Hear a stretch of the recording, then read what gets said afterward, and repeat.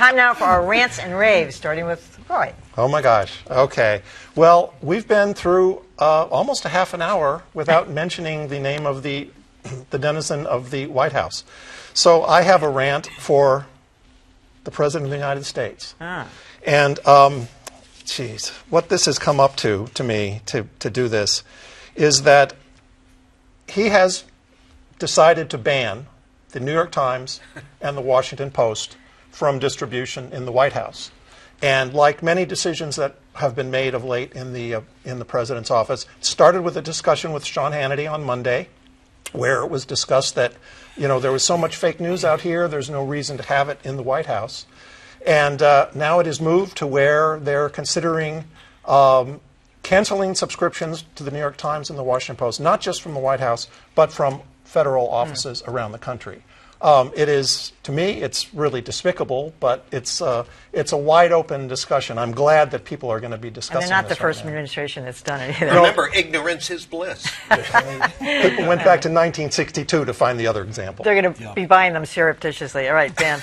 I have a rant for Kellyanne Conway, who this week, a reporter at the Washington Examiner named Caitlin Yillick was on an off-the-record conversation with an aide to Kellyanne Conway when all of a sudden Kellyanne picks up the phone and basically starts berating this reporter for, what, I read mentioning it, but you her said husband. It's 17 minutes long. Mentioning her husband. Mentioning her husband. Let's hear a little bit of it. Don't pull the crap where you're trying to undercut a woman based on who she's married to. He gets his power through me, if you haven't noticed, not the other way around. That's a great line. It is. She also threatened to look into the reporter's own personal life. It went on and on and on. Now, there's been a little bit of dispute as to whether this was on the record or not. Kellyanne Conway and the editor of the Examiner both say it was on the record. So, this is just Kellyanne Conway beating up on a young reporter for no reason other than to get her I thought she held her own jollies. okay, too. She did. She did, Very much absolutely. so, yeah. And she kept saying, would you like to talk to my editor? Yeah.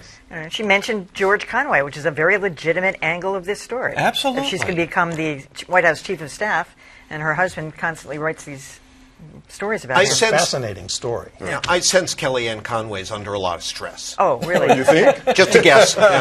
Well, now she's going to call us because we didn't call her. That's right. How do you know she's under How stress? do you know? Just a guess. Yeah, good. Dan. Well, I have a rave for a Fox News national security correspondent, Jennifer Griffin. She's been getting a lot of attention lately for her fact-checking of the president with regards to what's been going on in Syria and Turkey and with the Kurds in real time, whether tweeting or reporting, going after the president from a network that usually has been quite supportive of President Trump. And so it's kind of the pressure that she is under, no doubt, to maybe toe the line. You would think that she wouldn't be this vocal in the opposition for the president. She's pushing back a little bit on that, certainly enjoying all the attention that she's getting from this, but saying this is what we've always done at Fox News, at least in the day parts, not speaking for the opinion, the primetime portion of Fox News, but saying, there is real reporting going on. Yeah. And so kudos to her. My nephew used to be her producer. You didn't know that, but she's always been an outlier.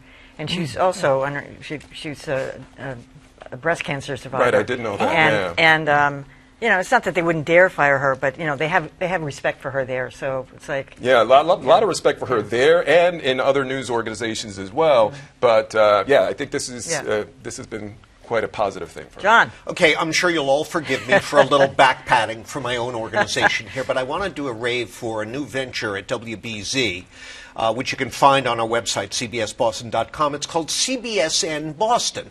Now, many of you have seen CBSN, the national CBS News' 24/7 streaming operation.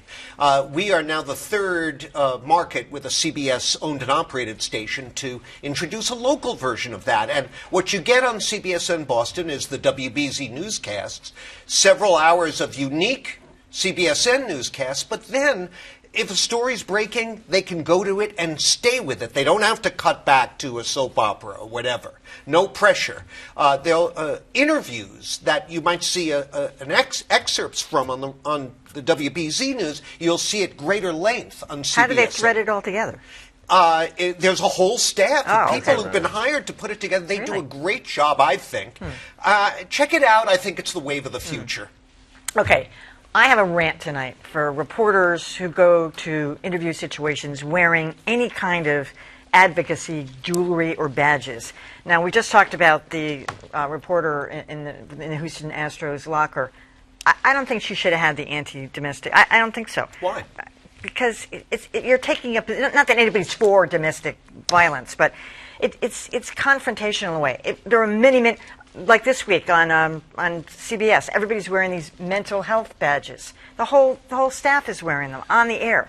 It's like, it's like pushing. And also, these things, including the pink badges, it's all a marketing ploy.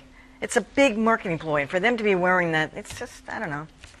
It's become a real trend thing. Non-political. Well, what's the difference between It's all that and political. going in It's all political. running in a It is. 5K, a breast cancer 5K race, or those? But you're not doing that wearing it on the air.